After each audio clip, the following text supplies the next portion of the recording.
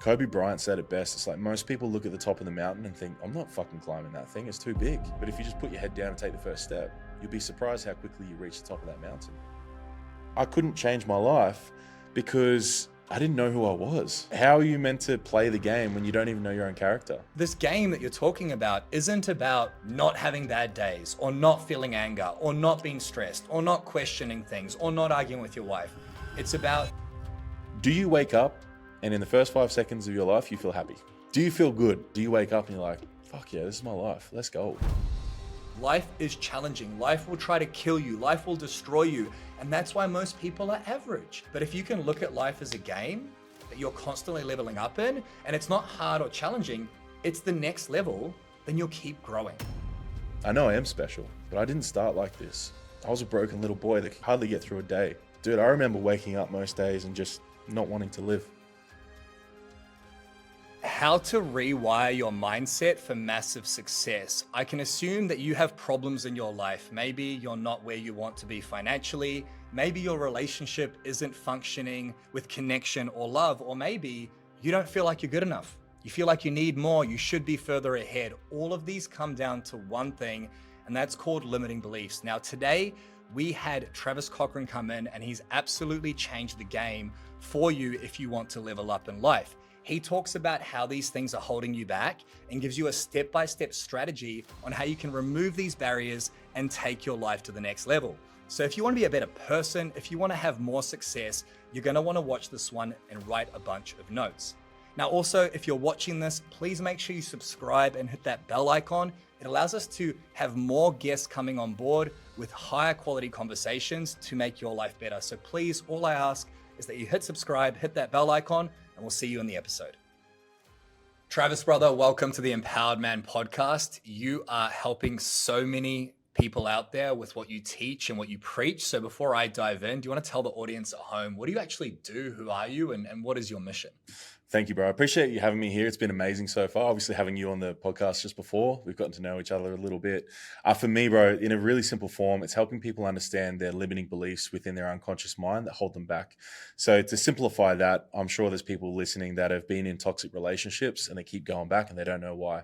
Well, it's the programming that you've picked up during your childhood, your teenage years, and into adulthood, where you just do these things that you're like, why do I keep doing that? Well, it's your subconscious programming, it's your limiting beliefs, it's your shadows, these things that hold you back that you're not aware of. I help bring them from the unconscious unawareness to the conscious awareness so you can actually change it and live the life you love. Amazing. So let's say somebody's dealing with some of those issues. Like, how does that play out in those key areas of life? The body, the business, the relationships. Like, paint the picture of the symptoms of what someone might be experiencing. I think the most common one that most people will experience is a chaotic life. So if you grew up in a chaotic life where mum and dad were always fighting, there wasn't much money, there was a lot of a survival state, your nervous system will be wired to see that as normal. So as you get older, you'll be that person that's like, I make heaps of money. Why do I never have any? Well, it's like, because your nervous system and your belief system is built around chaos. So it's going to create chaos at any chance it can get. So that means even if you're in a good state, you're in a good job, you're loving the job, somehow you'll self-sabotage it unconsciously because your belief system tells you, I don't deserve this in some way. So you'll notice that you'll start pulling away from someone in a relationship. Maybe again, the money aspect where it's like, oh my God, I'm ahead. But there's a certain barometer of money where it's like the digits in your account, you see $10,000. That's when that limiting belief somewhere, that shadow goes, hold on a second. That's that number when mum and dad split. We need to fucking get rid of this so you don't have anything bad happen in your life. So it's these moments where you're like, you finally hit that level and then something goes, whoa. We don't deserve that. We didn't learn that. Our system is built for this.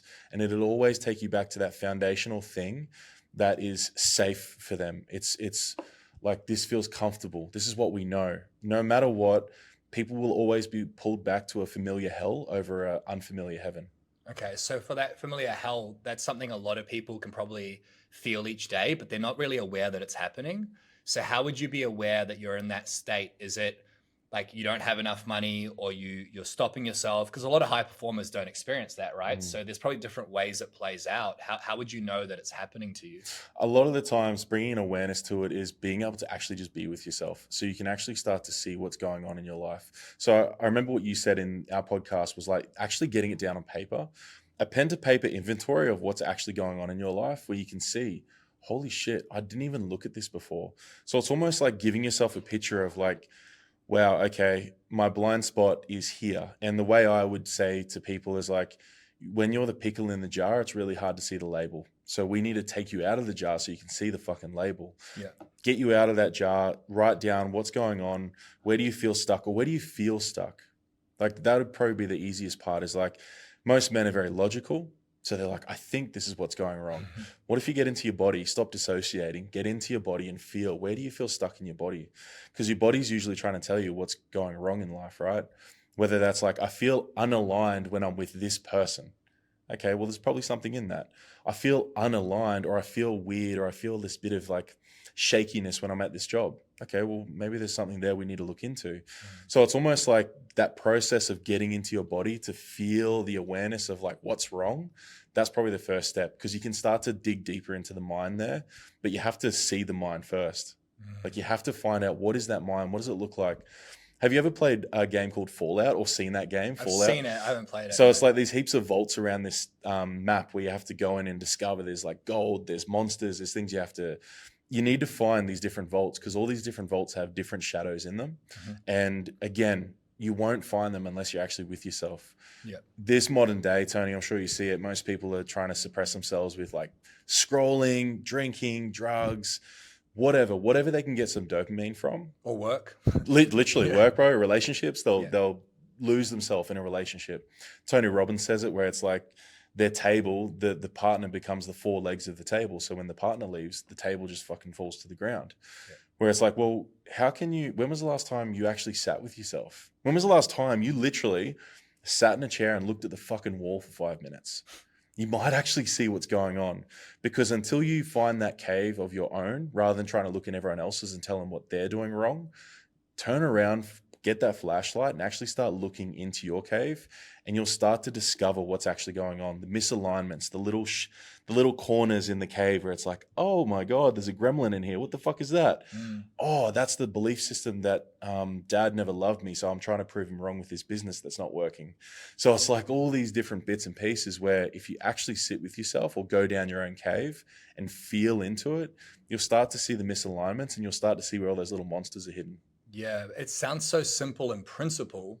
Just sit with yourself and unpack where those monsters are hidden. But in reality, when you've got a business that relies on you and unreliable staff, you've got a wife that doesn't want to have sex with you, you've got kids that need to be picked up. For a lot of men, they feel like they don't have the time. They feel like it's too much work, right? Like exploring the parts of myself from my childhood, looking at my shadows. It's like, motherfucker, I just want to make money and provide, and I'm barely keeping my head above water. Now, you and I both know that this is actually what's stopping these men from getting to that next level. It's what's keeping them stuck. So where does a man start to unpack these things? And how does he also see the value in looking in that cave for those monsters? The best piece I would say is that men, we love to be in tribes, right? Like we love being around other men and doing what other men are doing. So if you can find, like the stuff you do, bro, is amazing because it's group held, right? I find that when men can get around other men doing good things, they will start to then be influenced to do the same. I find that if you're trying to do it yourself, it can be quite hard unless you have a really cool mentor like myself or yourself that can hold them and show them through that to help them hold themselves. But even just like starting, it would be listening to other men like ourselves talking about it, because they're going to reflect, they're going to hear it and go, oh my God, I'm just like that Trav dude. I went through anxiety. I went through that. And they start to understand themselves through other stories. So I find the surface level aspect of getting started on this work, best place would be like podcasts, YouTube. Like that's how I started 8 years ago. I was in my bed because my fiance had just left me, my first fiance, and I destroyed my knee playing basketball. So I had this woman I loved leave me, and then my knee just absolutely destroyed. So I was back at home in my small country town, had knee surgery. I'm laying in bed depressed. Mum's emptying my piss bottle. Like it's the most depressing thing you could imagine. But I was in another hole after quitting the Broncos at 17. So I'm back in this fucking darkness again. And Tony, what I sort of decided and what really helped me was, okay, I can either go down this dark path again and kill myself, or I can actually look the other way and just get started on something. Kobe Bryant said it best. It's like most people look at the top of the mountain and think, I'm not fucking climbing that thing. It's too big. But if you just put your head down and take the first step, you'll be surprised how quickly you reach the top of that mountain. Mm. That's all I did, dude. I just literally found a dude. Shout out Isaac John, YKTR owner. He just started YKTR, a clothing brand. Something in me was like, man, I'm going to start a clothing brand. And I started listening to YouTube, Impact Theory, Tom Bilyeu. I started listening to guys like Andy Frisella, Ed Milet, all these guys that were so inspirational. It lit something up in me. So it was almost like my torch was lit. My torch to actually go discover my own cave was lit by listening to other men talk about the shit they've been through. It gave me strength to be like, and I'm getting goosebumps thinking about it. And actually a little bit emotional. I was like, fuck, you can do it. And that's what we need. We need men like us leading the way so that other brothers can actually feel like it's possible. Like, I know I'm not special. I know I am special, but I didn't start like this. I was a broken little boy that could hardly get through a day. Like, dude, I remember waking up most days and just not wanting to live. And I know there's men listening that are like that. And it doesn't have to be like that. I wake up now happy because I get to take my little sausage dog out to do a piss. Like that is my foundational level of success. So anything after that is a bonus. I have a beautiful fiance that backs me in every moment. I know she talks about behind my back in the most positive way, that I'm doing so well, that I am the man, that this, and this. And that's what you want from your partner, that she'll champion you behind your back and maybe talk a little bit of shit to you to your face and joke around. But to me, man, as I said, coming back to the core of it, seeing other men start their journeys lit something up in me to feel safe enough to actually explore my own cave. Thank you so much for sharing that, brother.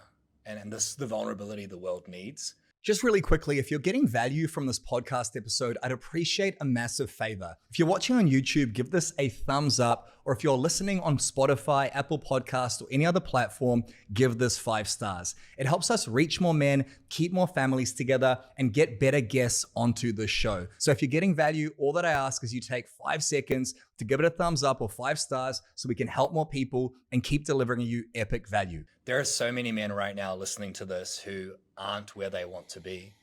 They might be burnt out and stressed. They might be exhausted from working too much. They might have been grinding for years. And what are we all trying to do? We're trying to make it, right?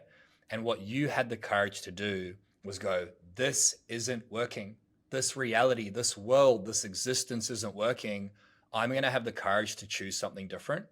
And I know a lot of men right now listening going, yeah, great, but I can't. I've got a family to feed. I've got this. It's all just stories. And as a man, it is your mission to build the life you want and deserve. But it requires courage. And this is that first step, is learning from men like you. So where does a man find that courage who knows it's not working to actually implement? Because you didn't just listen. Men are going to listen to this, go, yeah, that makes sense. That was emotional. Thank you for sharing. Back to my fucking existence. How would a man start to find the courage that you had to make that change? It's the why, bro. It's like my why. Toddy said this to me one day. It's like, what hurt you? That's my why. I do this shit because I don't want anyone to ever experience what I did as a kid. Like, as I said, I was going to be the next football superstar. Yeah, tell me about that. Like, unpack that for me. I guess, dude, by the time I was 5 years old, I was like 6'2". So it was insane. Like, I was the local Yeti. Like, I was in a country town in Woodford, and I was literally the freak that no one wanted to play when they came out to play. You know, when you run out, there's all like normal sized kids, and then there's the guy that's like, I'm 12 years old. Were you actually 6'2" at 5 I was years literally, old? bro, I'll try to find a photo you can use for the podcast, but That's insane. I was an absolute freak. It's like, and obviously mum and dad and everyone else is like, well, Trav's got to play football. And I was just naturally gifted at it. I was very quick for my size, very strong. I'll never forget it. 8 years old, I had nearly killed a kid because I jersey slung him into the ground and he lost all his teeth. Like, it was pretty scary when you think about it.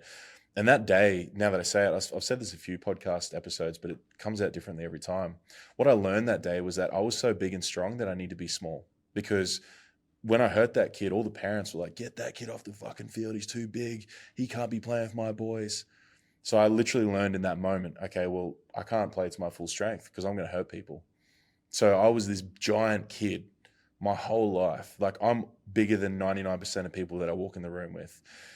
But I was the smallest man energetically and mindset-wise.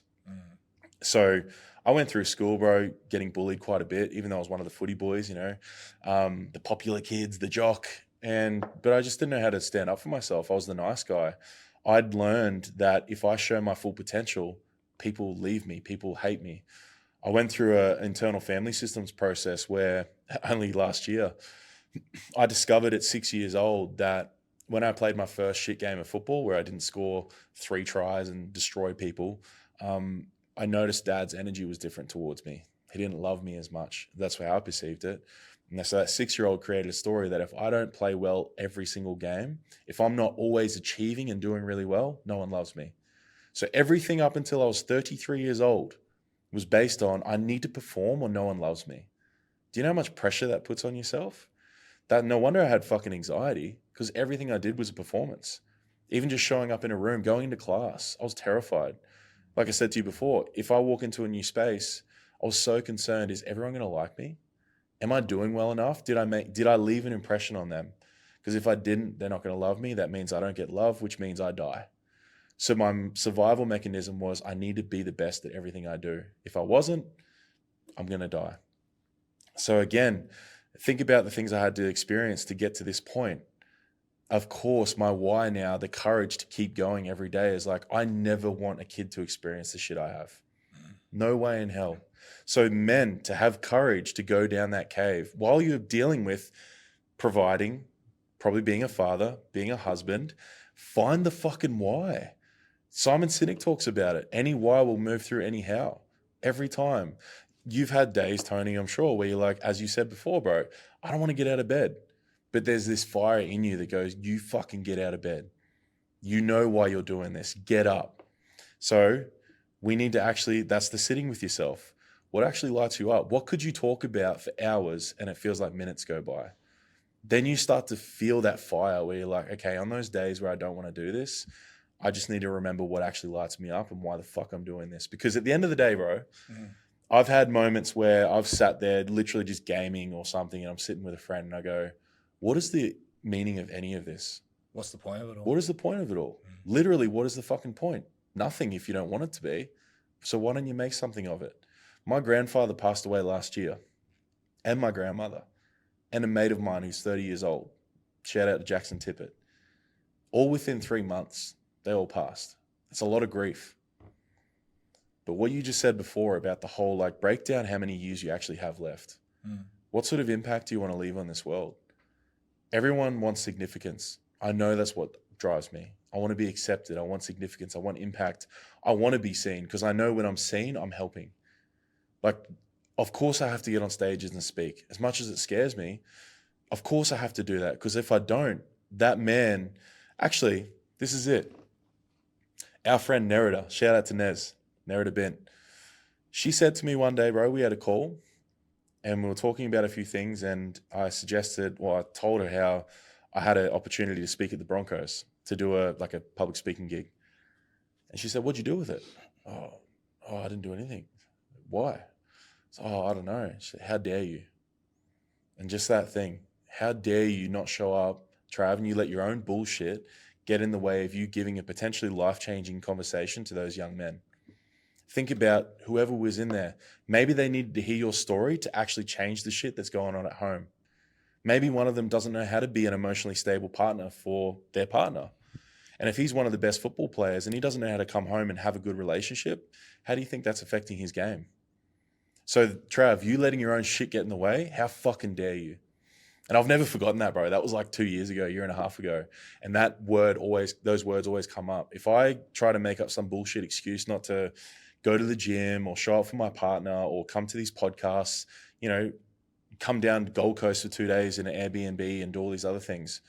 If I don't, those words hit me like a ton of bricks. How fucking dare you, Trav? Because I could die at any moment. I know that. I could have died driving here. And I don't want people to live in fear, but like really dig deep and realize why you need to do the things you do because everyone's got a fucking story that could change someone's life. Yeah, and you don't need to be a podcaster or get on stages to do that. You can be a plumber providing for his family. You can be a business owner with 20 staff. The reality is, how dare you not be the best representation of yourself? And think about so many men who are small emotionally, like you said you were.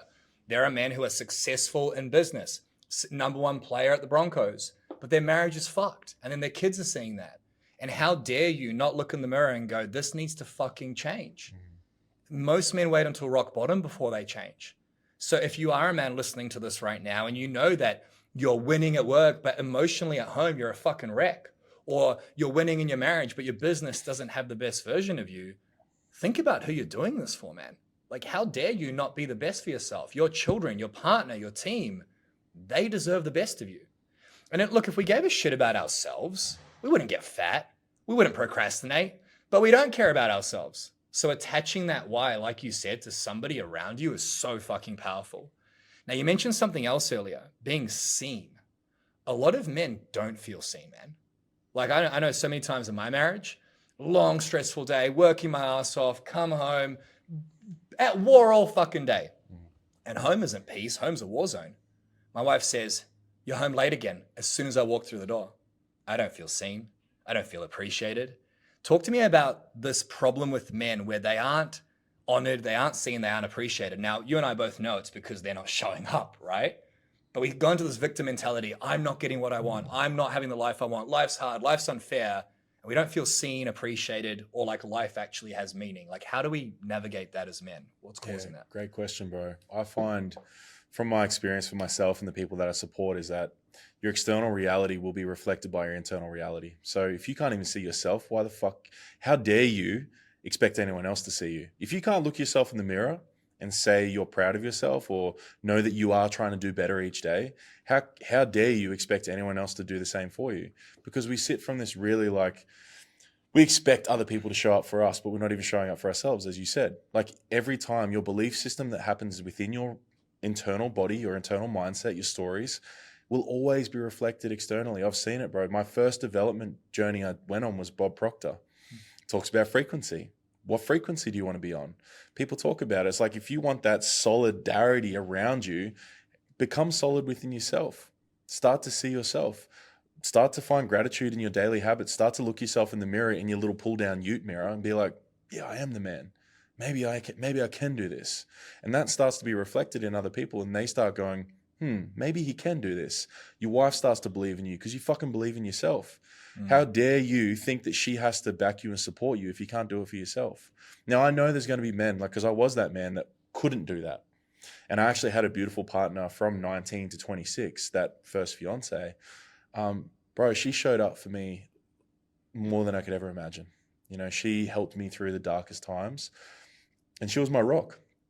Like, shout out to Gracie, but I kept going also because I knew I couldn't let down the work she was putting into me. Like, there was no way I was going to let that effort that she saw what I was capable of.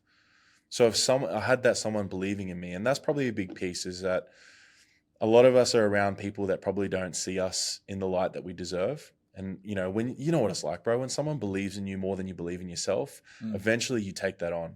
Eventually you go, fuck, maybe I can do this. Because Tony said I could.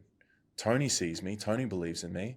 Yep. So again, getting into a space of other men doing the work is the easiest hack to getting started on this journey. Yeah. Getting around other brothers that are literally like lifting you up and celebrating you and loving you, not pulling you down and taking the piss out of you.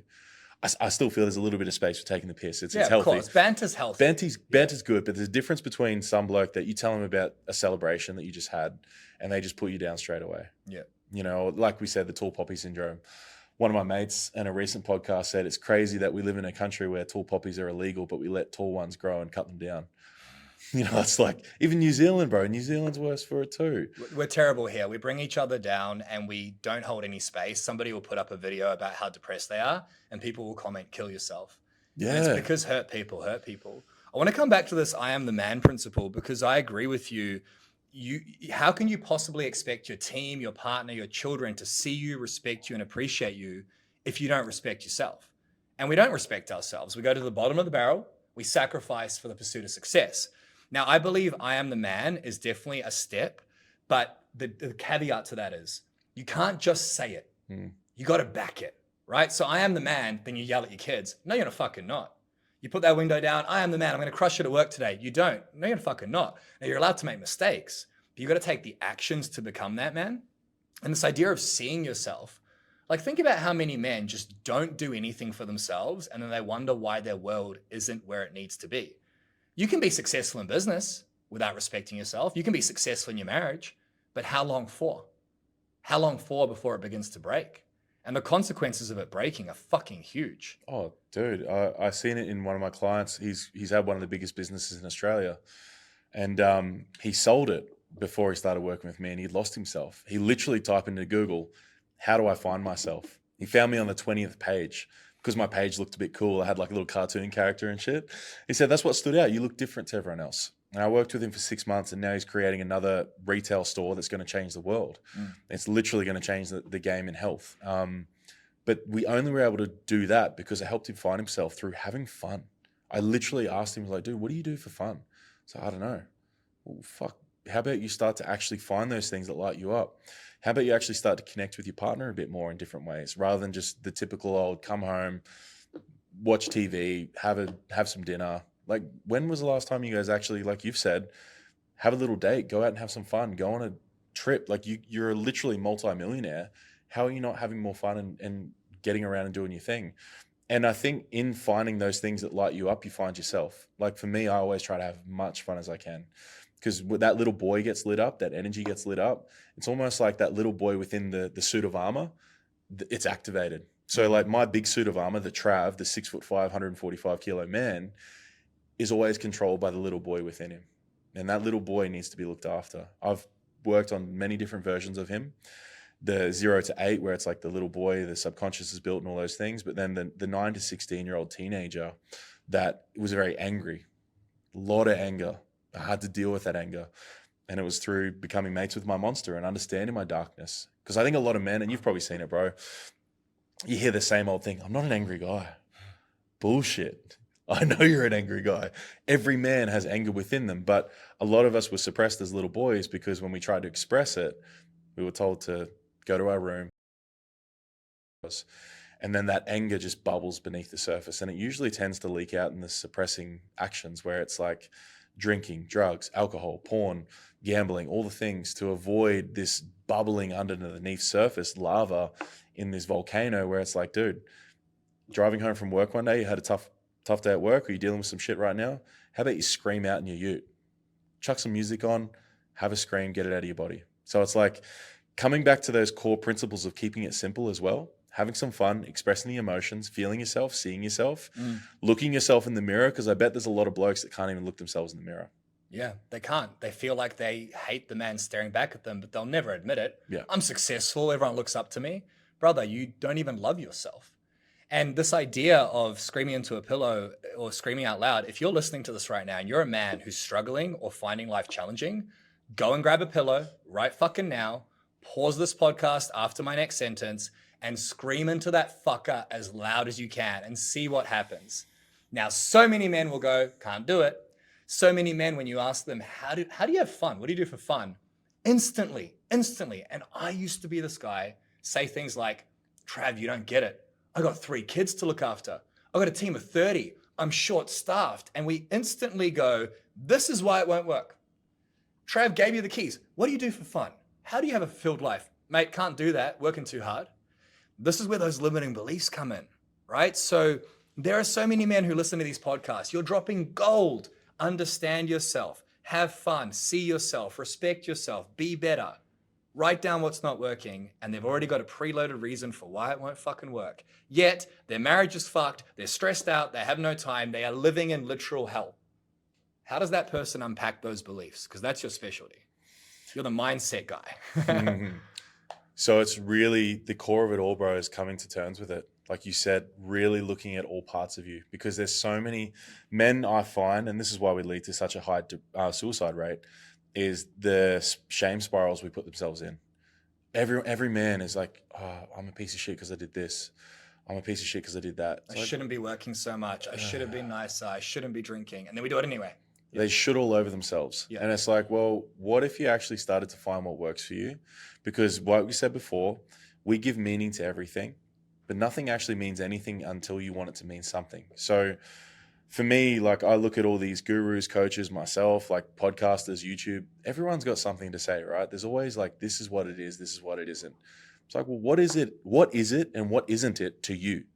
Really start to build your own reality in your own world that works for you. Because I think we get caught up in trying to be like other people when it's like, are you actually going to start living your life how you want to live it? Or are you going to start just keep going based off what your dad said, your mum said, your friends, whatever? I think that's the first step, is actually starting to create a reality around you that works for you. Because if it doesn't work for you, you're not going to fucking stick to it, are you? You're not going to stick to the habits that are indicative of changing your life because they're not for you. They've been given to you, but they're not for you. So it's like, well, starting to understand that, starting to come back to the core of like, who are you actually at the core? And this was me, bro. Like I couldn't change my life because I didn't know who I was. How are you meant to play the game when you don't even know your own character? How am I meant to be CJ in GTA San Andreas if I don't even know what the character does? I don't know how to press circle to jump or punch or all these sort of things. Understand your controller, which is you. Start to get to know how they work. And I'm sure someone's played Street Fighter or Mortal Kombat before. You could punch, kick, and do all these sort of moves and finishes, but you don't know how to do them unless you've looked at the manual. So understanding yourself at a deeper level, understanding yourself and what makes you tick. Because I don't know about you, bro, but let's ask you the question. What lights you up? Outside of all this business and everything else, what are the things that make you, like, the minutes go by like seconds? There's two ways to answer this question. And the first one I want to just share with the listener who can relate to it. If you're getting value from this podcast episode and you want to learn how you can have a better relationship, a better marriage, you can be a better father, husband, the man you know your family deserves, then it's very fucking hard to do that just by listening and getting fed information. Sure, this is valuable, but what's much more valuable is having a custom roadmap and a custom plan. And that's exactly what we do here at The Empowered Man. So if you want to learn how to fix your marriage, reconnect with your children, and find work-life balance, then that's exactly what we want to help you with. We'll help you make more money, working less hours, have that life you deserve by becoming unfuckwithable. Just tap the link down below in the description and go and book a coaching session with my Empowered Man team. On that session, we'll build your custom Empowered Man roadmap to fix your marriage, reconnect with your children, find work-life balance, and have the life you deserve. Click the link down below right now. I often wonder who I am when I'm not a business owner, husband, or father. Those are my three core identities. I'm a father whose job is to provide for my family and teach my daughters and future children how to be great. I'm a husband whose job is to protect my wife, provide for her, and give her the freedom to do whatever the fuck she wants. And I'm a business owner whose mission is to impact men while also making a fuck ton of money. Now, you take those three things away from me, who am I? Right? Viktor E. Frankl, Man's Search for Meaning. If you haven't read that book, anyone listening, get the fucking book. Goated. He had his entire family murdered, went into a concentration camp. The one thing they couldn't take away from him was his perspective and his identity. So to answer your question, the second way is I don't know who I am outside of those three things. And you ask me what lights me up. Honestly, I find that difficult to answer. And I'd like to say I'm an integrated, happy, fulfilled man. But fun, don't have too much of it. When I'm not running a business, I'm with my family. When I'm not with my family, I'm learning and growing. I'm consuming Bitcoin, investments, podcasts. So that is a very good question. And I don't know how to answer it very well, which makes me realize that most men don't know how to answer it. What lights you up? I don't fucking know. Well, make it your mission to know. I think the difference though is that I'm very, very fulfilled in my life, whereas most men don't know and they're fucking miserable, right? So you talk about this idea of suppression and limiting beliefs and all this sort of stuff. How does this, what we've talked about so far, relate to this idea of limiting beliefs? Because an example of one for me is you talked about all these things that make you who you are. A big one is I need to protect and provide. That's a huge one. So talk to me about limiting beliefs and how they play into everything you've shared so far. What does that even mean? Beautiful, bro. So a limiting belief for me would be, say when I was making money or creating business, my limiting belief was that I can't be a successful man because I haven't seen that around me. I grew up, my dad, don't get me wrong, my dad worked his ass off, created a beautiful life for us. But the limiting belief for me was that I can't do this. Like I didn't have a program or a system the program to run that software because I didn't know how to do it.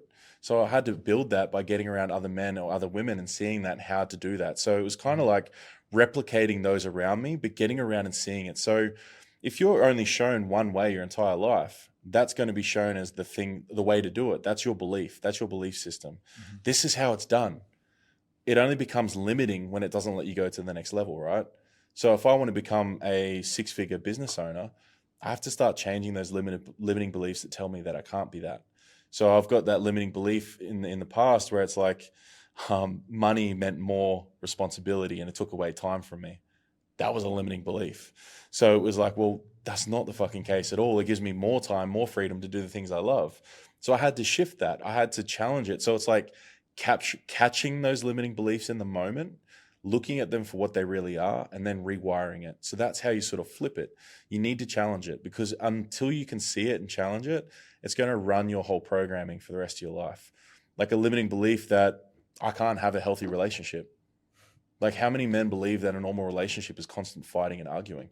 Because that's all they see. Everyone argues. Yeah, It's normal. yeah. No, it's normal for the first year or two, and then you work through everything. You don't fucking argue anymore. Exactly. So Yeah. again, like a limiting belief that that's just how it is. Yeah. Like, no, it's not. It's fucking not. But again, you probably won't ever see that it's possible for it to be different until you're around that too. So most people, again, coming back to all roads leading to childhood, if all you saw was this, then you need to get away from that and see what's actually possible to shift that limiting belief program. Because until then, like I said to Tony before, the biggest piece for most people, and Teal Swan said this, I believe, when you're brought into this world, picture yourself as a fresh new laptop, mum and dad pull you out of the box, they open you up, they're like, oh yeah, cool. Oh, Windows XP. All right, well, we actually prefer Windows 95. So they start to put in these programs and the softwares that you're a very quiet girl that doesn't speak up and say what she wants to say. But deep down, you are a woman who wants to be heard and seen and speak up and have opinions. But that part of you becomes suppressed and it's a shadow. And then when that shadow is triggered by someone else, you see a woman that is also very outspoken and opinionated. Deep part of you is like, oh, I want to be like that. But it comes across as, I fucking hate this chick. Same for any man. Like for me, bro, Julian himself, I don't know if you've seen him on Instagram, the coach. Yeah. He pissed me off for so long. I don't know what it was. The way he dressed, his hair, everything about him annoyed the fuck out of me. And then I realized, I was like, oh, wait, there's just part of me that wants to be like him because he just doesn't care. Successful and happy. And yeah, positive, exactly. Yeah. He's just authentically being him. So my limiting belief in the shadow was that I couldn't be that. Yeah. So I had to challenge that. I had to break through that. I had to do that the really hard way by myself and learn and challenge myself until I started to, meet mentors and stuff, which Toddy was one of them. And my other mate, Lockie Mitchell, the dude's only 24 years old, but he took me through some of the deepest shadow work you'll ever see, right? There's just dudes built different. He's lived 100 lives before now. But he challenged the fuck out of me, man. When I would speak these limiting beliefs, he would catch them for me and say, hold on, why did you just say that? And then because I'm so introspective and open to feedback, I'm like, yeah, you're right. Why did I say that? Because of this, this, and this. And one of the best processes I've found for challenging those is like the 5 whys deep. Why did you say that? Because of this. Why? Because of this. Why? Because of this. And you get to the core wound of it at the end, usually. It takes about 5. And then you go, oh, well, that's bullshit. And you realize it consciously. You're like, that unconscious awareness, that unconscious belief, that unconscious shadow is now in the conscious. So we've thrown the line out. We've brought the little deep sea fish up to the surface. Grab that cunt in the net. Let's cook it up and eat it. You're not throwing it back in the water so it can go back down to the depths.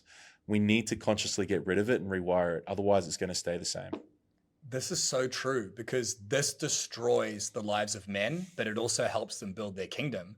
It's what we believe in our head. If you believe it's too hard or you don't have enough time or you can't make it work, that's all you search for. But the reality is your beliefs are completely within your control. Now, sure, they might come from your childhood. They might come from your trauma. They might come from a past experience. I hired this person, didn't work out, can't find good stuff. But if those beliefs limit you, meaning they prevent you from getting to the next level, then you can either leave them there and not grow, or you can choose a different belief. And that is completely within your control. One of the beliefs that comes up a lot for men is money and not enough. I want you to dive into both, but I'll share an example of this. I'm very vulnerable and honest, which you probably now know because you interviewed me before this show. And I tell my clients and the world everything. I told them that we bought our 8th investment property. We've had a bunch of ups and downs in business, but even though things are hard, I'm getting stronger, more ripped than ever, and my wealth is growing. So this client who's been with us for about a year, he's done pretty well. He sends a message saying, hey mate, I'm starting to get really triggered by the fact you keep mentioning how successful you are in wealth and in your body. And I said, brother, thank you so much for sharing that with me. I can understand why you'd be triggered. And I'm sorry you've allowed yourself to feel that way. Very key language there because I haven't made him feel anything. And I said, I used to be the same. And the belief was that I could never have that and that other people were wrong for having it. His response was, that's exactly what I believe. And that's an example of a limiting belief. So we'll get into the nervous system, the subconscious, all the stuff from childhood in a second, but I want to stay on this topic of limiting beliefs. You mentioned the word possibility. Possibility is the new belief, correct? What are the problems or limiting beliefs around not being enough as a man, not having enough, or the limiting beliefs around money? Because they're all connected. And then I want to talk about the possibilities. The problem specifically for me, bro, would be I just didn't believe having money was a part of being a good person. Yeah. So my belief system was that, yeah, having too much money made me a bad person. So I literally was like, well, I'm not going to have too much money in my bank account. Whenever it got to a certain amount, I would spend it and get rid of it. So it was like that problem of, yeah, mum and dad always said that good people don't have money. Rich people are evil. All the money doesn't grow on trees, which you see so commonly with a lot of men where it's like they always want to be the provider, but they haven't been able to provide. So for me, it was probably one of my biggest shames that when I had partners, I wasn't able to provide for them. So it's kind of like, well, fuck, what do I do from here? I don't know how to do anything other than not have money because it was in my belief system. It was my limiting belief that I can't do this. I'm not that guy that has money and makes money because I can't hold a job or anything like that. So it starts to get to this point where I'm like, well, I'm stuck in a fucking loop because I don't know what to do. How do I get out of this? And is that sort of leading what you're wanting to get to the opportunity out of that? It is. But there's a lot of guys who are the opposite, right? So like some guys listening will go, yeah, I don't feel like I deserve the money. But you and I work with a lot of high performing men who have shitloads of money and they feel like it's never enough. Like I talked to a guy yesterday as an $8 million business and he's like, yeah, I feel like we should be further ahead. I'm like, bro, you are ahead of 99% of Australians. So there's two contrasts. There's, I don't deserve it. I have too much of it, but then there's also the not enough. And I want you to dive into that one. Like, how do you see that play out for high performing men who have great lives, but hate their life? Yeah, I love that. That makes a lot of sense. So it's almost like, but I was told if I have more money and success, I'd be happy. Yeah. Well, we don't realize we were told though. We just go, we have this amorphous little like belief, like I need more, I need more, I need more. And we chase the more, but we don't enjoy any of the journey. And we get to 60 years old. We're like, what the fuck? Or our wife leaves us. Yeah, because what's actually fulfilling? Like, what is actually fulfilling to human beings? Yeah. And for me, like I said, my fulfillment is waking up in a house full of love. So it's like my values are being met each day. I think some people try to put that value to something that's really hard to obtain. Like, I'll only feel love if I'm in a loving relationship. It's like, no, I experience love every day because I love what I'm doing. So there's that I'm enough as I am without the money that comes into my bank account. Because again, if we talk about money being energy, it's not necessarily the digits I see in the account. It's the feeling I have within me. And that becomes magnetic. Like a certain frequency that I'm vibrating at, if everything's energy, we've heard it all before. Well, I'm known, Tony, from my last 24 months and expanding as a human, as a business owner and all the things, more money comes to me because of who I become, not the opposite way around. I'm not becoming more because of the more money I've got. I'm completely going the opposite way, which, as you said, most of these really financially successful men are like, why don't I feel more like a man? I'm more successful and wealthy than ever. It's like, well, bro, you've got it fucking twisted. Like the actual essence of all this is how fulfilled do you feel? How do you feel in your body, energetically, spiritually? What are you doing on a day-to-day basis? Like, how does that light you up? Again, coming back to that. How actually filled is your bucket for it to be filling out and pouring out into other people's glasses around you? Yeah. And attraction. Yeah, bro. And it's like, let it come to you rather than trying to forcefully get it. And it's a much healthier and more sustainable energy to be in. And money just comes to me, bro. Opportunity comes to me. Could there be more? Of course there could be. I don't give a fuck. Like, it'll come. And you hear it all. It's that same old saying of like, find your passion and you'll never work a day in your life. Well, also that's bullshit because you'll work your ass off once you found your passion. But you'll love it. You'll love it. That's the big difference, right? So I'm fulfilled in everything I do. I don't make a shitload of money at the moment. I'm still understanding how expenses and income work within a business. Even coming down and doing this for the couple of days, I can't technically afford it, but I made it happen anyway because I couldn't afford not to be here.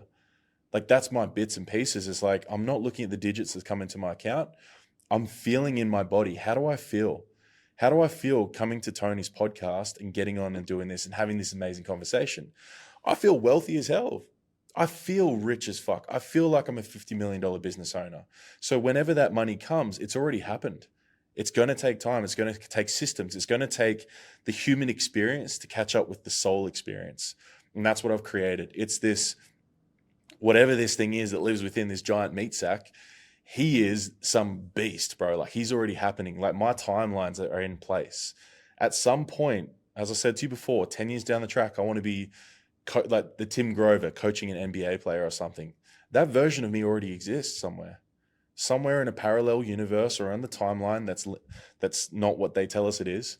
It's already happening. And I'm shifting into that timeline somehow just by being fulfilled, just by living out my life's purpose and my mission. I'm going to find that timeline where I'm the multi-millionaire. It's just going to happen. I know it is in my gut. Whereas trying to force it in the human experience and going, but I've got all the money. Why don't I feel good? Because again, you're not living out what your actual soul's mission and purpose is here to be on this earth. That's the possibility. What you just shared was a long string of beliefs. I am already that guy. I'm already going to make the money. I am going to be successful. And you truly believe it in your heart and soul. Yep. And for anyone listening at home right now, really start to question your current reality and link it up with what you say to yourself internally and externally. How many men have you worked with or heard of who are like, I always have these tax bills, or I can never get ahead, or I don't have enough? And it's like everything you're trying so hard to get, less tax, more money, more relationships, you're forcing it so much through your scarcity beliefs, like scarcity as in not enough, I need more, that it's actually repelling what you want. And it's so hard to understand this principle until you're in it, right? Like you tell a man, mate, just slow down, take a step back, zoom out of your business, out of your problems, take some time off. It will happen. Can't do that. Oh my God, I'm going to fucking die. Same as COVID, like people could lose their jobs. They don't take the jab. In my business recently, we were doing $400,000 a month. We cut back to $100,000 a month in the space of a few weeks. Let go of half my team. Like it was chaos. And I was terrified. Scarcity. What if I fail? But I knew I needed to create that space for the next level. And a lot of business owners and men struggle to do that because they have this not enough mentality. Your mentality is attraction. It's abundance. And if a man can take anything away from today is how much of your life is in scarcity? Scarcity in your marriage, scarcity in your business, scarcity in your cash flow. And what would your life look like if you knew what you wanted was already there? It requires a mindset shift. It requires an identity shift and a belief shift. So for you, this all ties back into childhood and nervous system, right? Shifting your belief, shifting your mindset, shifting your identity. When you're in the scarcity mindset and these limiting beliefs, what happens on a physiological level in your nervous system? Explain how that works. Most people will feel that anxiousness. It's like this uneasy. It's the fear kicks in, the nervous system. You know, you start to go into fight or flight, most people. Some people go into freeze or fawn, that shut down, the depressed state. But a lot of the time it's that uneasy. It's like, fuck, this is danger. This is fear. I'm not going to be able to survive. I'm not going to be able to provide. I'm not going to be able to pay for rent. I'm not going to be able to pay for food. All these survival mechanisms in Maslow's hierarchy of needs, right? So when that starts to happen, they believe that because the digits are going down in their bank account, they're not going to be able to live. So their body starts to shut down. Tony, I had the most crazy moment happen and this is why I know now, no matter what happens, I will be happy, fulfilled, and successful. I was filling my car up with diesel and I was watching the numbers go up on the Bowser. And I just had this fucking moment. I was like, it's literally just numbers. What am I worried about? If money is truly energy, and energy or emotion is energy in motion, well, then the emotion that I sit within when I'm spending money, when I'm in general, then that's the energy that's going to come to me. So as you said, everything, most people get caught up, but it's like, oh, I have to pay tax. Fuck, I have to pay this bill. Fuck, I got this fine. It's like, well, what if the emotion you attach to it is positive? I wonder how the energy is going to move then. I get to pay GST. I get to pay tax because I get to build my country with other high-level businessmen. I'm paying tax to have a little seat built in a park for a person that's got disabilities. Sick. Like I start to see it from that level where it's like, it's got nothing to do with the digits that are in my bank account. It's got everything to do with how I fucking feel energetically.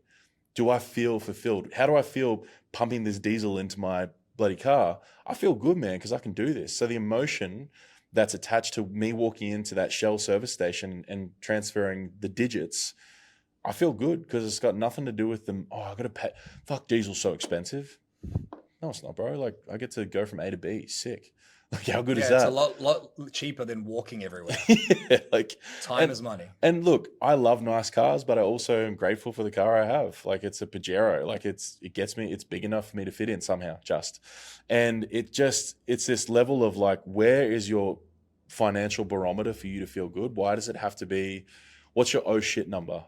Yep. What is your oh shit number? You start to see it, you start to freak out. I got to zero last year, bro. I literally got to zero. I somehow all the expenses got down to literally zero in my account. And I'm sure you've experienced this in business before. If not, fuck, bro. But I experienced it. And I just knew I was going to be okay. The next day, 3 clients, 30K comes into my account the next week.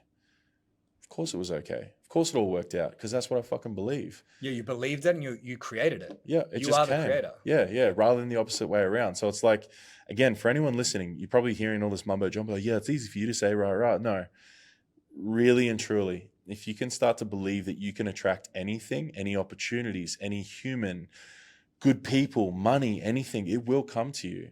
But until you start to choose the emotion that's driving most of your day-to-day living, you're going to be stuck. Tony Robbins says it all the time. What you focus on is what you'll get. Well, I've seen that firsthand. I know that if I have a couple of weeks where I'm negative and I'm judging people and I'm whinging about shit, my life becomes that.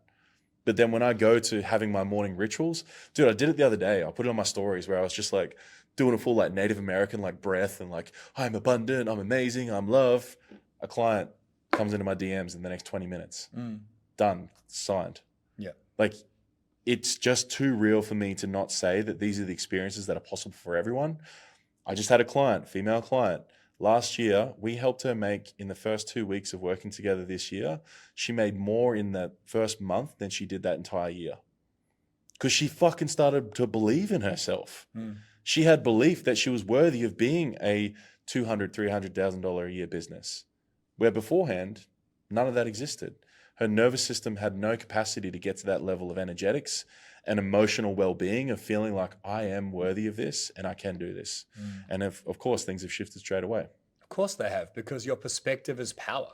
What you believe drives your emotions, it drives your actions, and it drives your reactions. And so many of us stay stuck in a limiting belief for absolutely years of our life, and then we wonder why we're fucking miserable. Like the reality is, you just got to do an audit of your life. Like you said, what don't I want? What's not working? And then before you start creating the new thing, you got to believe it's possible. So many men just tell themselves stories that completely destroy their lives. And on that nervous system piece as well, like I'm sure a lot of men can relate to this. It's like you can't breathe sometimes. It's like, how am I going to survive? How am I going to pay the bills? How am I going to provide? Fuck, while also being a great dad, while also being a husband. Instead of going, how am I going to do those things? It's the same language, but the energy behind it's different. What if your world was like you shared? It was all about possibility. It's like, how can I make this work? What can I do differently? I truly believe in life, you are the creator. And this is probably the biggest lie men have been told, is you have to do this and you have to work hard and you got to suppress your emotions. None of it's true. You get to decide what the story is. You can decide if you want to be angry, triggered, and stressed. You can decide if you want to be happy, calm, and positive. You ask how many men on the street, are you fulfilled with what you have?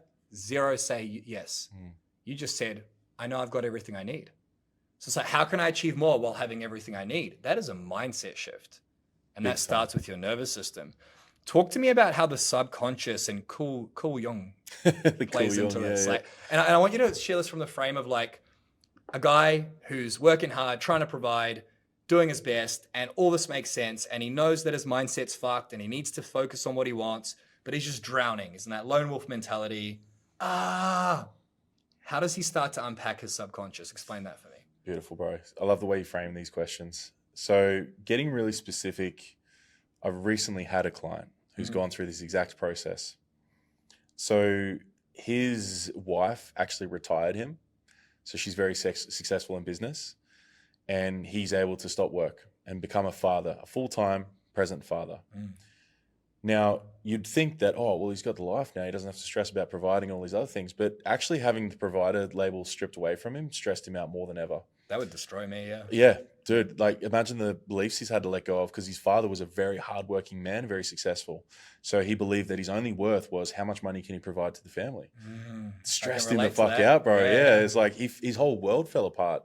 He literally was getting, like, he'd come home and she would be like, babe, come chill with us in the pool. And he's like, no, I got to go do this thing. He'd go in and just pretend like he's on a laptop and doing something, right? Because every part of him was like, I can't not do something right now because I'm not worthy. I can't be the man in this relationship because I'm not bringing money in. Like, what's the point of me even existing? So we had to have this big shift. What it went back to, bro, was literally, we took him back in a little visualization. I try not to do the specifics of inner child work because I try to stay within my scope of practice. But I feel into the energetics of it, so the nervous system. So we find out, where is this pain in your body that you're feeling when you think about not being the provider? Because this was the thing causing the most stress in life. It's like, I feel like a useless piece of shit. I'm at home, she's earning all the money, which she loves, right? She loves what she's got an online business, she's killing it. But he just couldn't let go, and he was so like agitated and stressed and like, fuck, I'm such a shit dad. I'm snapping at them, all this sort of stuff. And we literally were like, okay, so where is it in your body that you feel this? Let's close down your eyes, take a breath. And anyone listening, please, if you're driving, don't close your eyes, but just feel in your body. Where do you feel it when you feel worthless? When you feel like you're not providing, when you feel like you're not worthy and accepted and all the things. And he felt it in his stomach. And okay, cool. Let's breathe into it. If it had a shape, what would it be? It was a circle. What's the color? It was orange. Then I breathed into it. So I was like, right, breathe. And so we expanded it. So we're making that feeling in the body bigger and bigger and bigger, because this is where technically the trauma or the energy of that loop was playing out. And it took us back to a moment, and because I said, if that shape and that color could speak, what would it say? And boom, he went back to this moment when he was a little boy, 8 years old, playing on the street by himself. So he actually felt like he was worthless. No one cared about him because his father was never emotionally available. His dad never gave him time, never played with him. But he saw his dad tell him that basically, I'll love you when you work hard. So what do you think he did his whole life? The only way he felt like he was seen, loved, and accepted was if he was working hard and providing. That got stripped away from him. So he's now had to rewire his belief system and his nervous system that you're enough even when you're not providing. And we did that in like one session. And that all came from one experience from his childhood. Yep. And move that energy, because you have to move the energy. This is the somatic work that I do. Ryan Rose Evans is really good at it. I'm never going to say I'm an expert. I'm still learning. Like, I've still got so much to learn about this. And I respect the people who've been doing this shit for, 10, 15, 20 years. Because I know that there's a lot of people that, or therapists or psychologists or whatever, will say, oh, these fucking coaches doing this, this, and this. They hate on coaches so much. Psychologists and therapists hate the fact that other people are helping people. Sorry, a bit of a tangent, but it's wild. But I agree, bro. It's something I've really had to deal with because, and I can understand it from a standpoint, but they don't realize that I do this because I love this. Yeah. And I've been through it myself, so it's integrated. A lot of psychologists and therapists and stuff became that because their parents told them they'd be proud of them if they became a psychologist. And they read from a textbook. You're with them for years at a time, whereas psychotherapy, shadow work, the things that you and I do can help people break through 20 years of crap in 1 hour or 30 minutes. It's energetics, bro. It's crazy though, right? So anyone listening right now, if you have some shit you've been dealing with a psychologist or therapist, show them this, let them tell you how fucking terrible we are, and then do a session with you, right? And then figure out how quickly life can change. Double dare you. I've got a testimonial from 2 days ago. I worked with one of the boys' wives because I've been working with him for a bit, and she was really struggling. Yeah. I did one session with her. She's like, Trav, I don't know what you did, but I feel like I've got purpose in my life again as a mother, and I've got direction, and I feel good. Yeah. It was 90 minutes. Yeah. Tell me, and look, I'm sure life, old patterns and programs and beliefs will try to pull it back. Of course. It's fucking normal. I still have my days. That's how you sew up a wound. Up and down. Cool. That's life. But coming back to that story of him now rewiring that belief system, not only in his brain, but in his body, because we have to do the body as well. That energy that was stuck there since he was 8 years old, has now been felt and moved and seen and understood. So now look, he's probably going to, he's still had his moments over the last few weeks of like still feeling it creep in, but his body doesn't respond how it did. The anger wasn't there, the frustration, the stress, that's gone. Now it's the guilt and the shame that he's been like this his whole life that he's dealing with. Because as we move those denser energies on top, which is anger and sadness most of the time, then the other emotions that have been suppressed beneath all those fucking emotions, they start to come up. And we deal with that through, usually I get the boys to just share with me what's going on. We'll talk through it. I don't try to fix everyone. I'm not a fixer. I'm there to hold for them. A lot of the time, it's self-empowered, the stuff I do.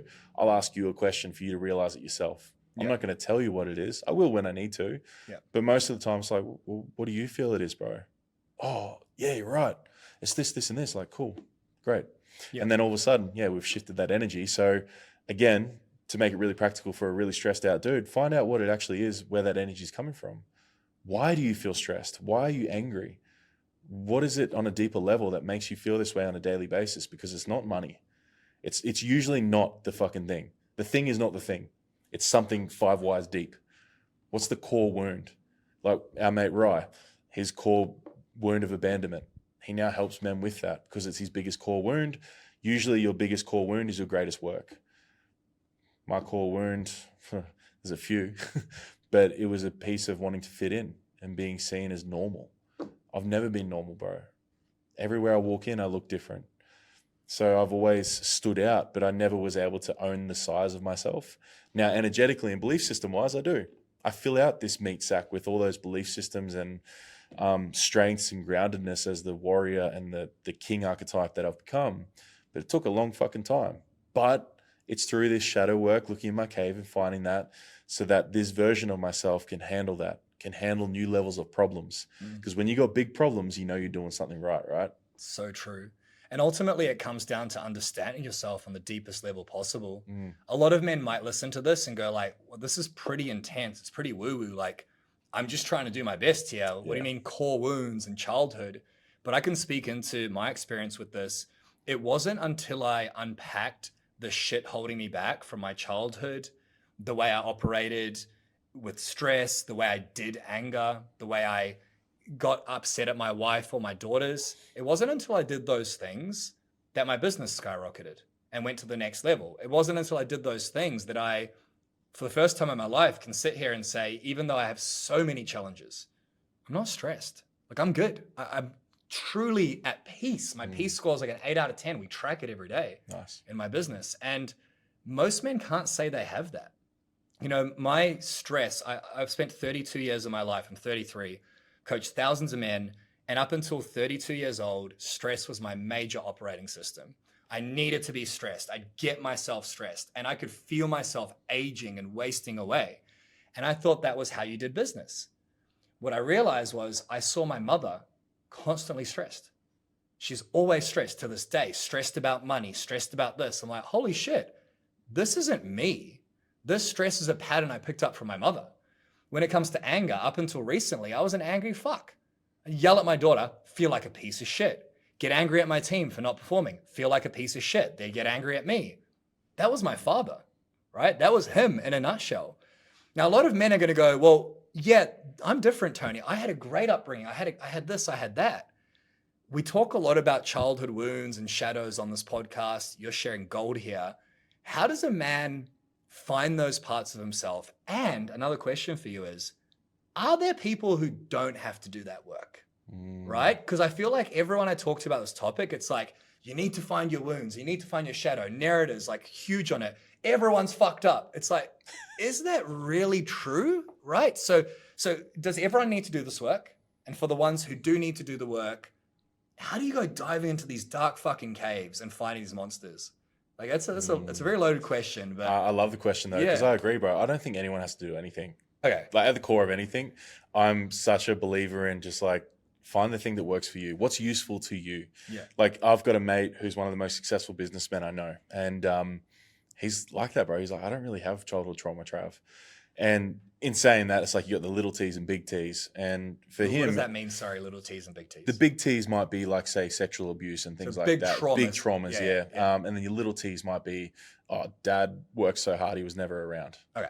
So know, there's so like it's those sort of different things. levels of things that could have impacted us through how traumatic they were. Yeah, because I find that a lot of men that come to our workshops and retreats and stuff, some of them will be like, I feel bad listening to the other boys who have been through this crazy I hear shit. that a lot with clients. Like, Yeah, my life's not that bad compared to what these guys are going through. yeah, and it's not necessarily about calibrating your badness, but also more so just what is actually stopping you, what is actually making you feel the way you're feeling, what's keeping you stuck, and you can't figure out like why do I keep doing this? Well, let's unpack that. Maybe then we find out. So that's when it's like, is it necessary? Based on where you want to be and where you're going and where you're feeling stuck. Like, where are you feeling stuck in life? In my relationship. Okay, cool. Let's unpack that. 5 whys deep. What's going on? How can we find that? And understanding that, yeah, dude, you don't have to do anything you don't want to do. But if you do the things you don't want to do consistently, you'll find a pretty cool life too. So it's understanding that, yeah, there's probably men doing hundreds of millions of dollars and they're quite successful and they're doing the things and they're quite fulfilled in most areas. Do they have to do any more? Probably, if they feel stuck in their life still and they're not waking up. Like, okay, here we go. A barometer for me, I heard Isaac John say this. I think this is a great barometer for most people. Do you wake up and in the first 5 seconds of your life, you feel happy? Do you feel good? There's going to be stressful days, of course. But overall, do you wake up and you're like, fuck yeah, this is my life. Let's go. Like those first 5 seconds of your day, are you smiling? Are you like, let's get out of bed? Some days, of course, I feel like shit and I don't want to get out of bed. I still get out of bed, but I don't let that dictate my entire day either. So coming back to then, the people that might not need to do it, do I think you need to do it? I've done it, so it feels good. You might not have to, but maybe searching in those little bits and pieces that are holding you back, who knows? You could get 5% better, 10% better, 50% better. I mean, at the end of the day, it's only going to benefit, right? I've seen from what you've done and what you've helped with your men and whoever else, I'm sure every single one of them has been like, I'm so glad I did this work, Tony. Yeah. It's like, I haven't heard anyone go, fuck, I wish I didn't find out that shadow. Yeah. Like you look at the return on investment, it's like, it's always a net positive. Yeah. Mind you, I will say, and this is for full transparency, this work can bring stuff up that you weren't ever aware of. So then you've got something else to unpack. You've got this core wound you weren't consciously aware of. So now you need actual support to integrate it. Because with these retreats and workshops I run, like I've got my women's business retreat next week. It's going to be intense. It's 3 days, 3 nights of pretty intense stuff.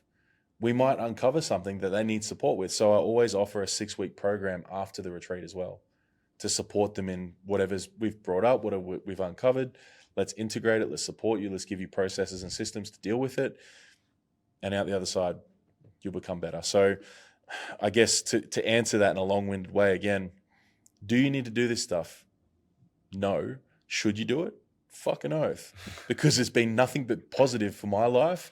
I'm sure you're the same. Yeah. Anyone that's listening, I'm sure if you've done a little bit of self-development, it's benefited you in some way. Yeah. If you want to go deep, I highly recommend doing it with someone. They call it self-development, but it's almost impossible by yourself. That's so true. Honestly, bro. Like, it's the most painful by yourself. Yes. You do it by yourself, but you have to go through so many painful experiences and you have to be covered in scars. Whereas when you do it with someone else, you accelerate the timeline. The way I visualize it for anyone, and I've done a reel on this where it's like, I've been through the fucked up scary forest with all the hillbillies and grizzly bears that want to kill you. So I know that when we go through that forest together, we're at the start. I'm like, bro, we just don't go left at the start. Let's go right. You'll avoid that big pothole with the spikes and shit in it. So I can help guide you because I've been through most of the shit people have been through. I've been through emotional dramas in relationships. I've been an emotionally abusive partner. I've been depressed. I've tried to kill myself. I've been in jobs where I fucking hate my life and I don't want to wake up and get out of bed. I've been anxious.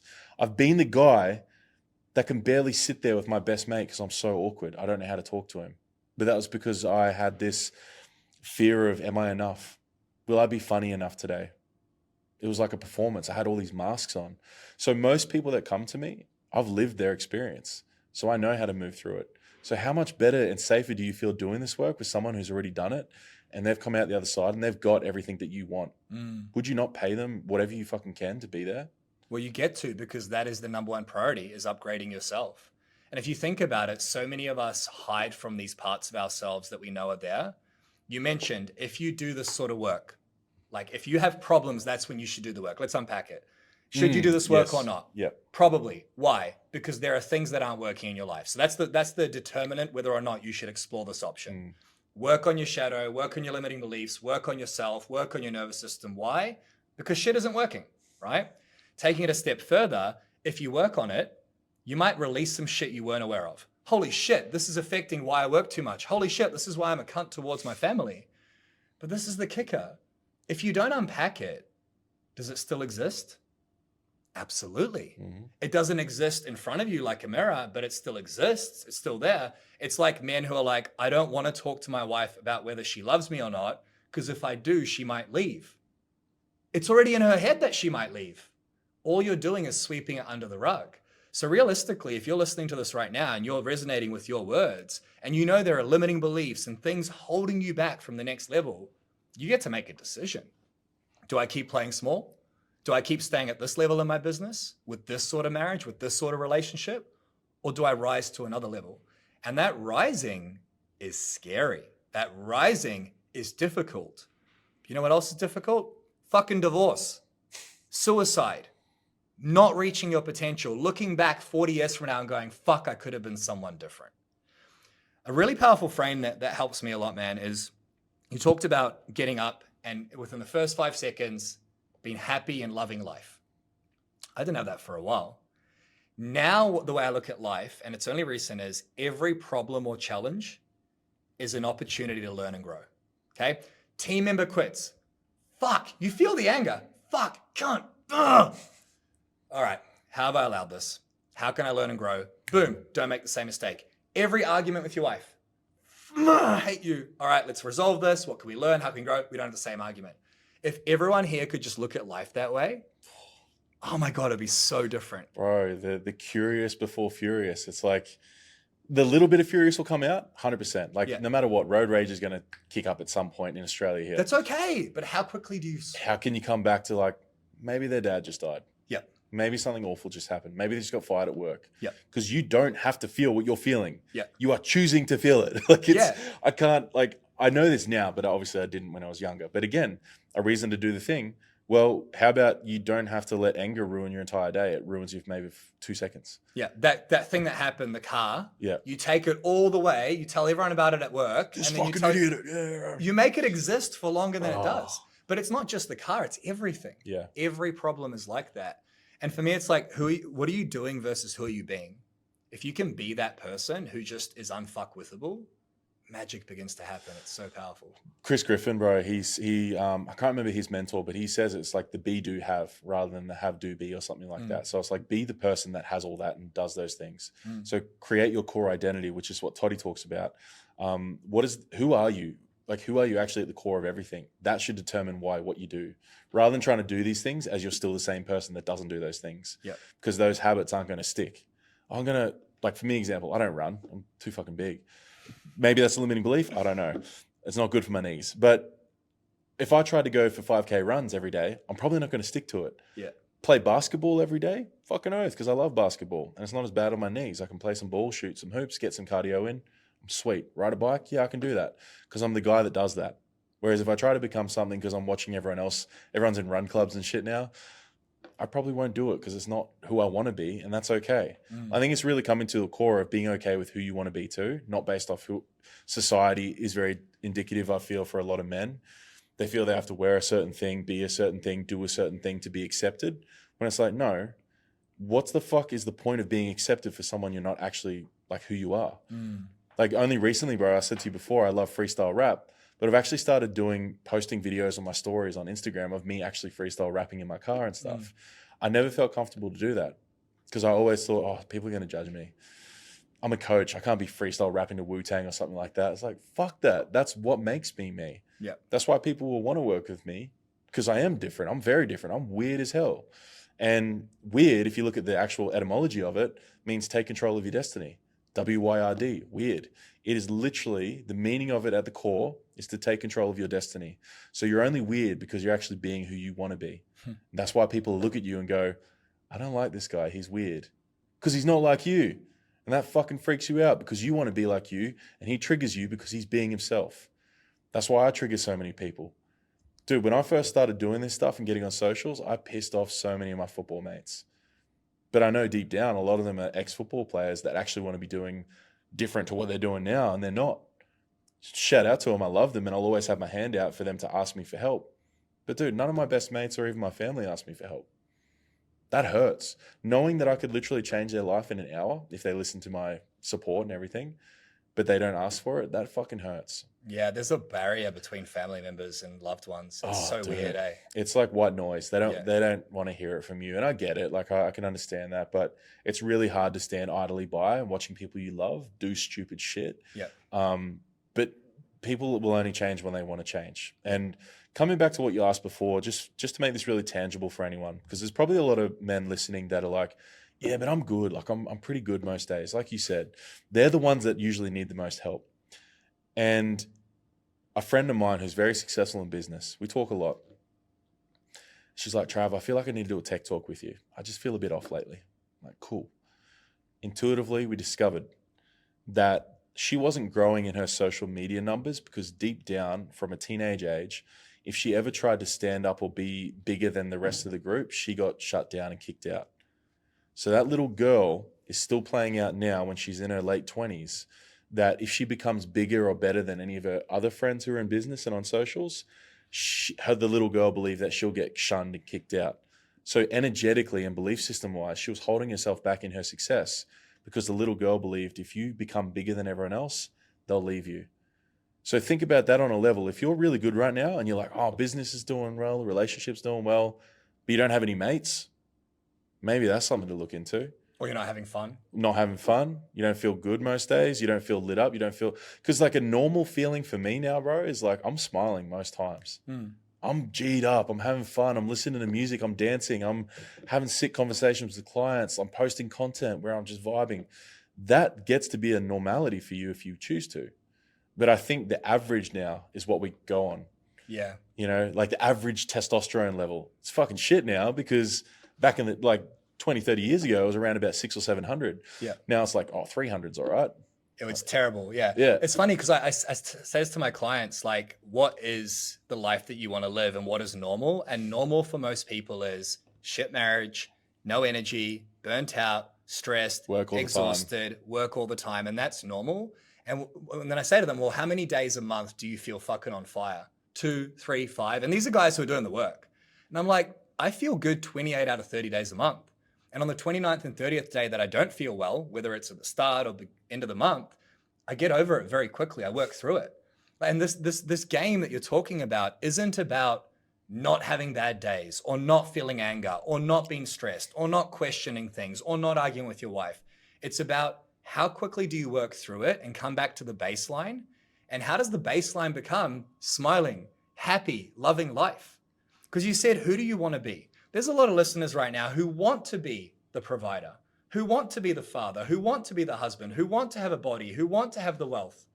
You can have all that. You can have all that while also being happy. And if you don't, make it your mission to create that. Like I'm a walking example. You're a walking example.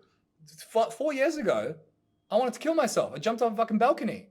You know, years ago, you were questioning whether you should be here. And here we are now building businesses that we love with great relationships, healthy bodies. It's possible, but you got to go for it. You got to work towards it.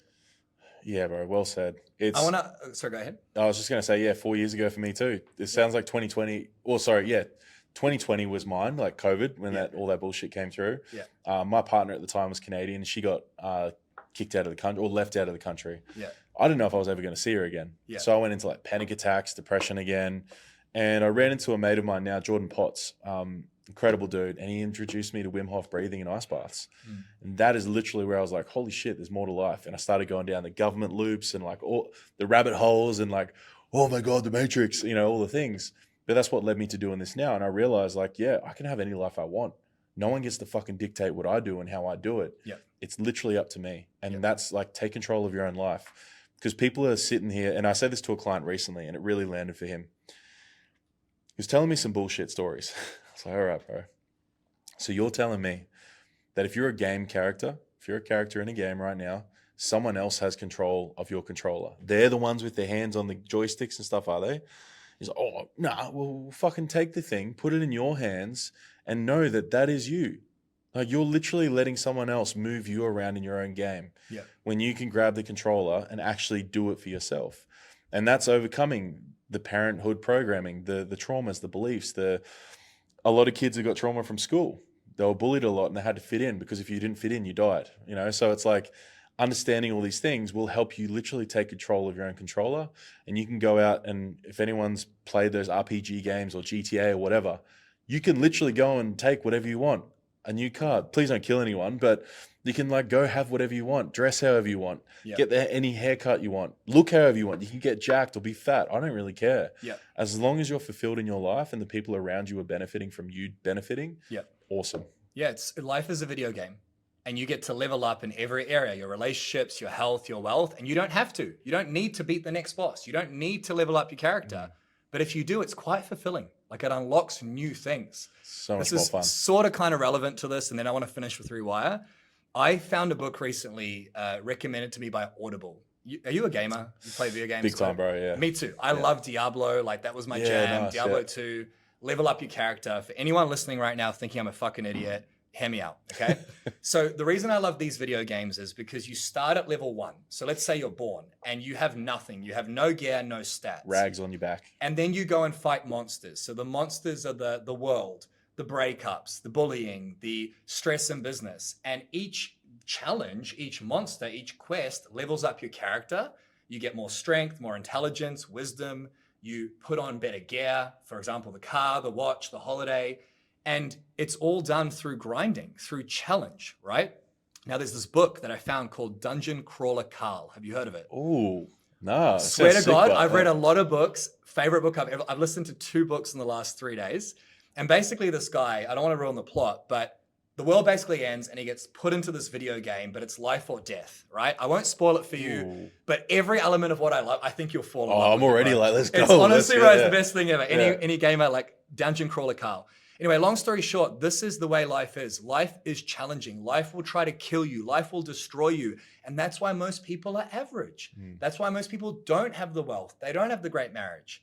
But if you can look at life as a game that you're constantly leveling up in, and it's not hard or challenging, it's the next level, then you'll keep growing, right? Now, this ties perfectly into your Rewire principles. We've got about 10 minutes left. I want you to unpack the Rewire principle or method that you use to help people. How can we implement that at home?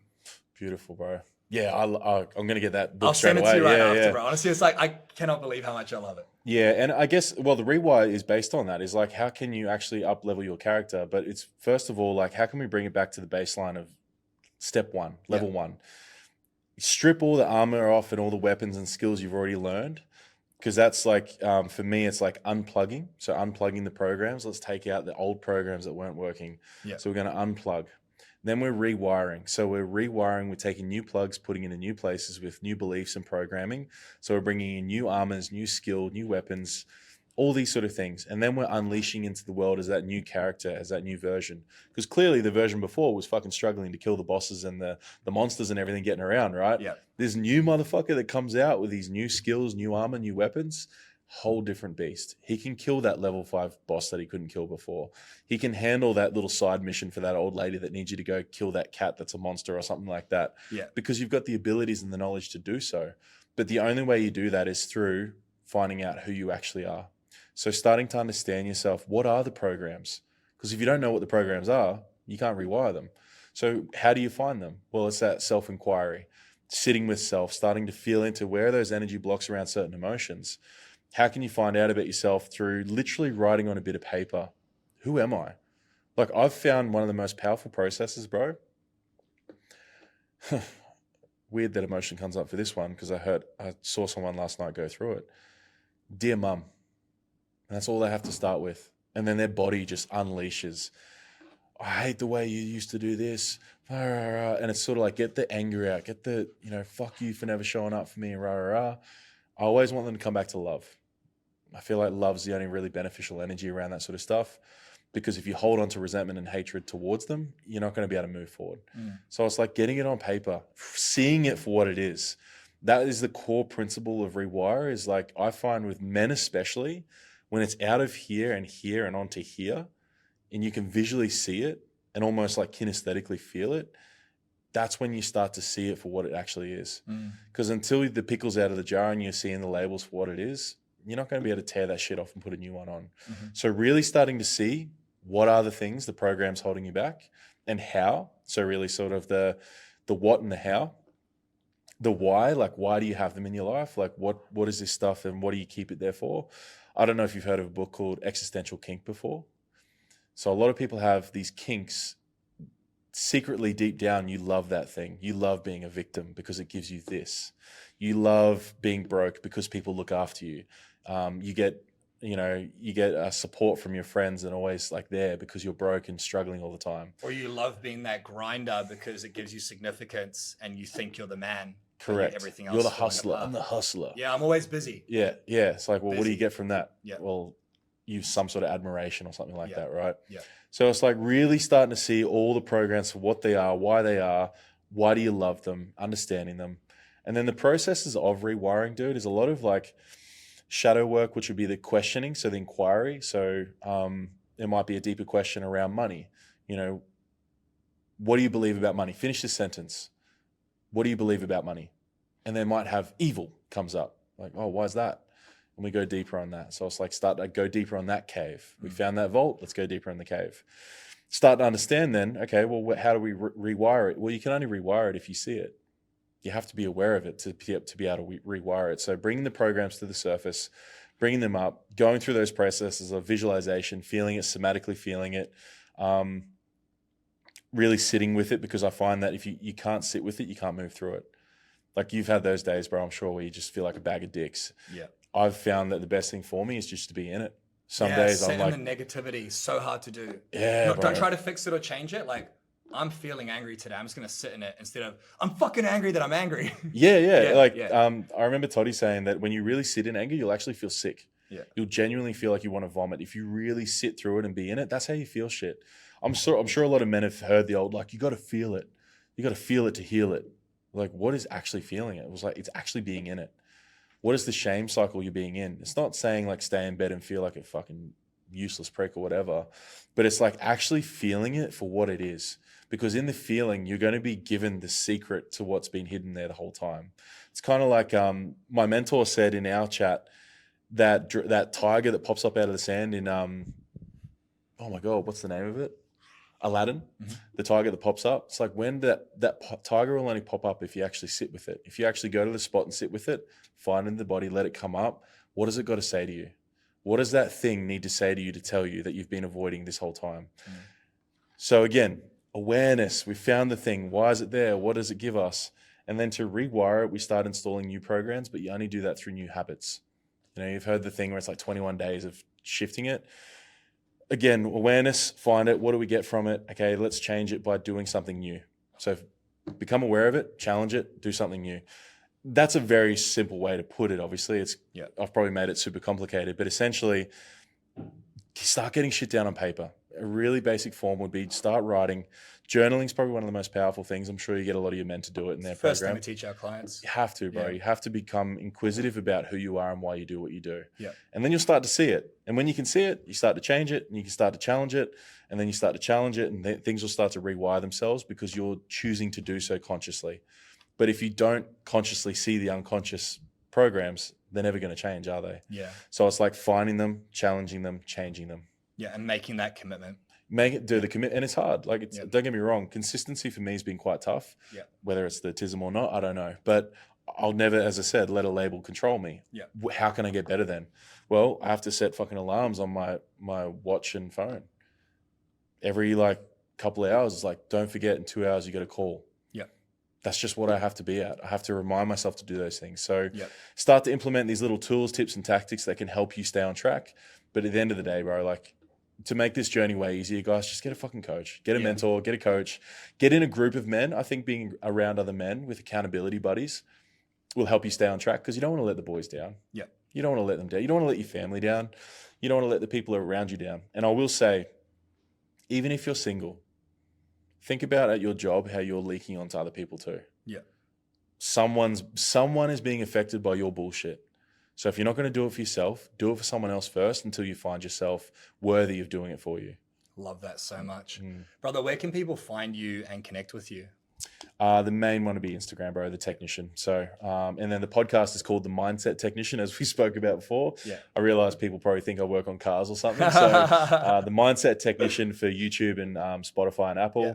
And I've got plenty of retreats and workshop stuff coming up. Beautiful. And we did a podcast, you interviewing me, so we'll make sure we cross promote those. So check both out, guys. If you've listened to this one, make sure you listen to the other one. Brother, it's been an absolute pleasure. Go and follow him down below. We'll put the link. And we'll have to do this again soon, brother. 100%, 2.0 coming soon. Love it. Thanks, guys. Thank you. If you're getting value from this podcast episode and you want to learn how you can have a better relationship, a better marriage, you can be a better father, husband, the man you know your family deserves, then it's very fucking hard to do that just by listening and getting fed information. Sure, this is valuable, but what's much more valuable is having a custom roadmap and a custom plan. And that's exactly what we do here at The Empowered Man. So if you want to learn how to fix your marriage, reconnect with your children, and find work-life balance, then that's exactly what we want to help you with. We'll help you make more money, working less hours, have that life you deserve by becoming unfuckwithable. Just tap the link down below in the description and go and book a coaching session with my Empowered Man team. On that session, we'll build your custom Empowered Man roadmap to fix your marriage, reconnect with your children, find work-life balance, and have the life you deserve. Click the link down below right now.